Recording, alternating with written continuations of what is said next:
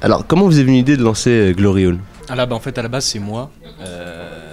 C'est moi qui, qui ai lancé l'idée. En fait, moi, j'étais assez inspiré par les blogs BD américains, en fait, où il y a beaucoup de strips comme ça. Il n'y en avait pas trop en France. Donc, j'ai proposé, en fait, à Gad et Thomas, en fait, qui étaient des amis à la base. Enfin, je les connaissais déjà dans la vraie vie, en fait. Je leur ai proposé de lancer ce truc. Voilà. Et vous n'avez pas des problèmes au niveau justement des éditeurs par rapport à l'humour que vous pratiquez? Les gens qui sont un peu réticents à publier ce genre de... En fait, c'est l'éditeur qui est venu nous chercher. Et visiblement, il garde plutôt nos strips les plus bizarres et les plus trash. Et il nous vire tout ce qui est un peu gentil. Bah c'est bien que ce soit ça qui plaise, parce que je suppose que c'est aussi ce qui fait notre originalité, quoi, donc... Pourquoi ce nom Gloriole? Bah, tout bêtement, c'est un jeu de mots. C'est tout, entre un gloriole, pour ceux qui savent que c'est, et voilà quoi, et le hibou quoi. Je pense quand même en anglais. Essayer d'être le plus stupide possible. Mais pourquoi t'as choisi ça en anglais? Non, je sais pas, je trouve que ça collait bien, il n'y a pas vraiment de raison en fait. En français, ça aurait fait l'humour vieillot, années 70, Alman Avermo. Ouais, mais ce qui est marrant, c'est que en fait, la traduction, enfin l'accent, quand tu prononces Gloriole, c'est l'accent français qui permet de voir le jeu de mots. Alors qu'en anglais, en fait, parce que du coup, j'ai regardé sur internet, tu vois, vite fait. Et en fait, c'est un jeu de mots qui est jamais fait, parce que c'est pas comme ça qu'ils le prononcent, donc ils font pas le lien. Et du coup, il y a un groupe qui s'appelle aussi Gloriole avec la même orthographe que nous, mais c'est un groupe espagnol ou un truc comme ça, donc ils doivent aussi avoir un accent pourri. Un accent pourri, c'est un groupe de stoner. Et du coup, ouais, c'est un jeu de mots vraiment français, quoi. Alors tout à l'heure vous avez parlé de Ultimex. Est-ce que en général vous avez d'autres projets à part Gloriole dont vous voulez parler? Donc on va commencer par Gad. Ouais, moi j'ai Ultimex, bon, c'est un projet qui commence déjà un peu à dater parce que ça, je sais pas, 6-7 ans que je me le trimballe. Et j'ai sorti un certain nombre d'albums, je crois 7 ou 8. Et bon, en ce moment, on est en train de bosser dessus, on est en train de faire des intégrales pour regrouper tout ça. Megaboy a un dessin génial et je veux à tout prix lui écrire un truc. Ouais, c'est prévu. Donc, En parallèle, il y a le fanzine de Gad qui s'appelle Laudanum, où on est déjà au 2e numéro. On est en train de préparer le 3e, et aussi de regrouper les 2 premiers qui sont presque en rupture de stock. C'est une revue qui a influencé le 19e siècle, je sais pas si tu l'as dit. Et où on bosse avec les copains. J'ai de la chance d'avoir des amis dont j'admire le travail. Donc on a pu faire ça ensemble. On a fait un numéro 1 qui était assez modeste, qui faisait 48 pages, pour prendre un peu nos marques. Et là on a sorti le numéro 2, qui est déjà un peu plus conséquent, 112 pages.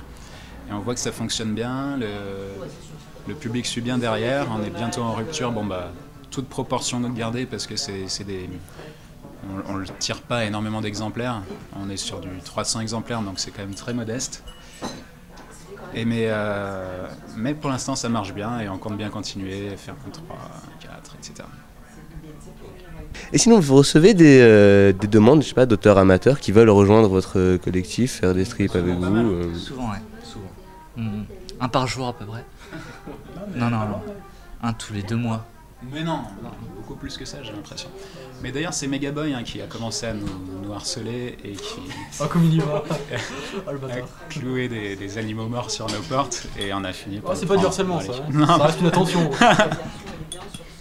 J'ai lu, il n'y a rien dans la loi qui l'interdit. Et c'est pour ça du coup qu'on a organisé un concours de strips, parce qu'on a vu qu'il y a des gens qui s'intéressaient, qui nous envoyaient spontanément des strips. Donc on s'est dit on organise un concours.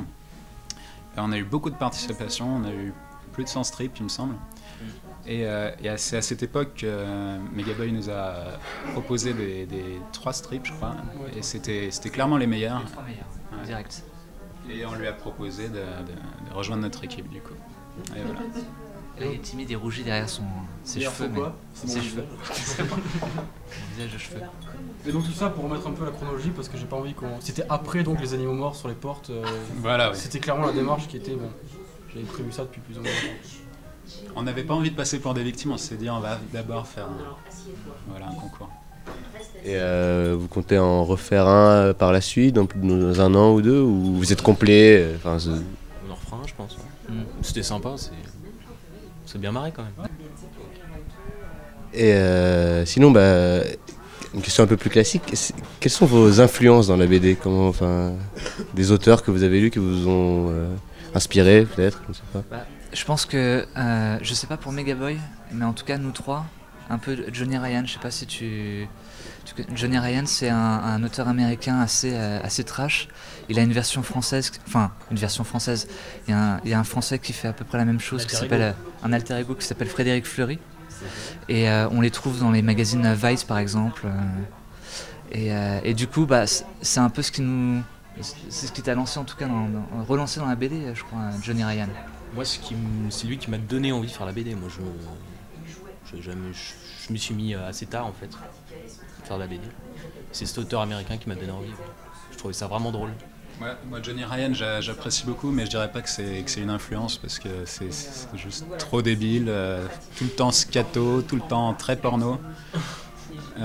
Non, moi, dans mes influences, j'ai plus des auteurs français, genre Winchlus ou Gossens, mais ça ressort pas forcément dans mes BD, mais c'est deux auteurs que j'apprécie beaucoup. Je sais pas si vous avez quelque chose à rajouter, peut-être un message, parce que c'est des étudiants en école de commerce plutôt qui vont voir. Non, en école de commerce, donc quand même c'est des gens qui vont avoir une certaine force de frappe financière. Vous allez gagner Donc trop d'argent, donnez-moi. Achetez le Denham, achetez Ultimax, achetez Gloriole quand ça sortira. Voilà. Donnez-nous du fric. S'il vous plaît. C'est bon.